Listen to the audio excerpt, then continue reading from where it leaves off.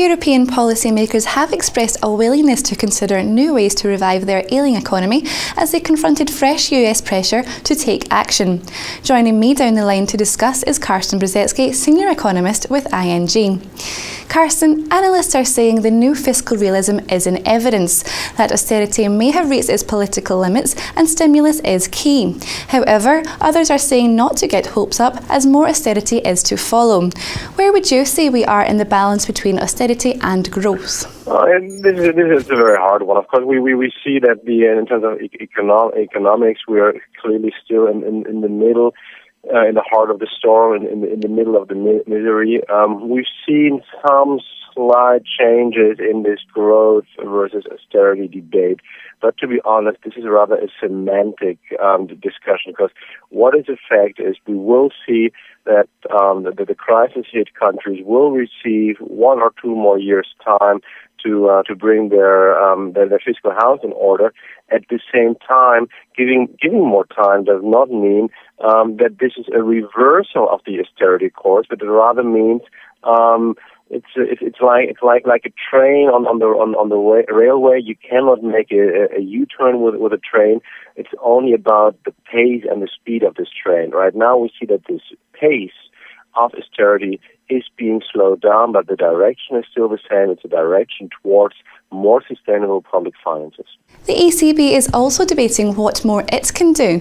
The bank's president, Mario Draghi, told reporters after the G7 talks that it's considering buying asset-backed securities among options to support lending to small and medium-sized companies.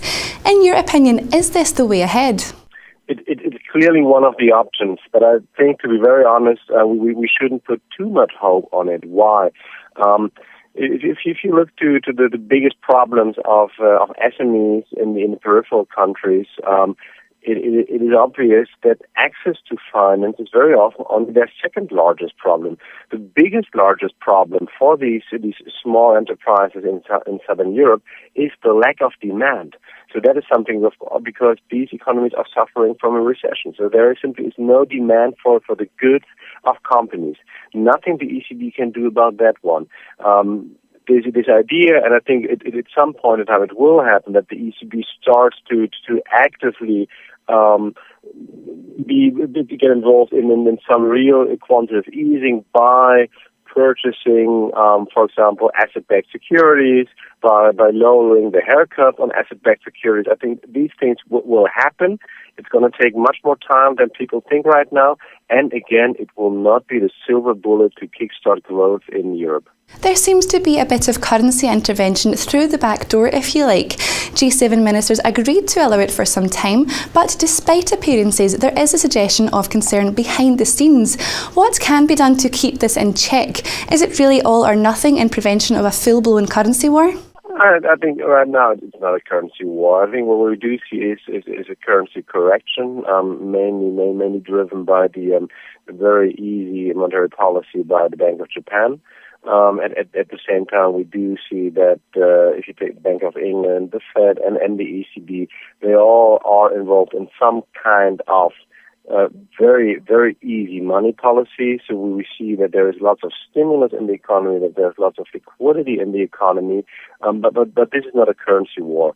Because if you look at the current levels, I think almost everyone, maybe except for the Japanese, looks rather satisfied with the current level of interest of exchange rates.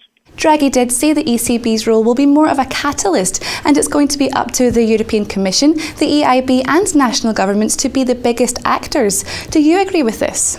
Well, this is clearly so the Draghi points to this issue of SME financing, and I think this is clearly so. If you want to tackle the access to finance for Eurozone SMEs, it's all about who's going to take the risk. Is it going to be the commercial banks taking on the risk of an SME loan? Will it be the European Central Bank, or will it be the governments or some other organization like the European Investment Bank? It's obvious that the ECB is not really looking forward to take more risk in its books. It has already the sovereign risk in its books. So I still think that they are very hesitant to take on board these risks coming from SME loans. So therefore, I think Draghi is really pointing to the fact that here the European Investment Bank, that government should play a role by either offering guarantees, offering new loans, so that the risk is at least shared, ideally, that the risk of SME loans will not enter the ECB's books. Now, there has been the admission of currency intervention, if we take the Kiwi, Yen, Swiss franc, to name but a few. But which currencies should we look out for moving forward? Does the Yen still rule the roost? I think that we will still have to follow the Abenomics, so the Yen very, very closely, whether the Japan will do more to lower the exchange rate. I think that's the one to monitor very closely. I still don't think that the European Central Bank, for example, would really like to get involved in active exchange rate management. They've never done this before. A weak exchange rate might be a derivative from more easy money coming from the ECB, but it will never be a target in itself. Well, that's all we've got time for at the moment. Please do click back to Dukascopy TV for today's Targets in Focus with my colleague Thomas Taplin. Goodbye for now.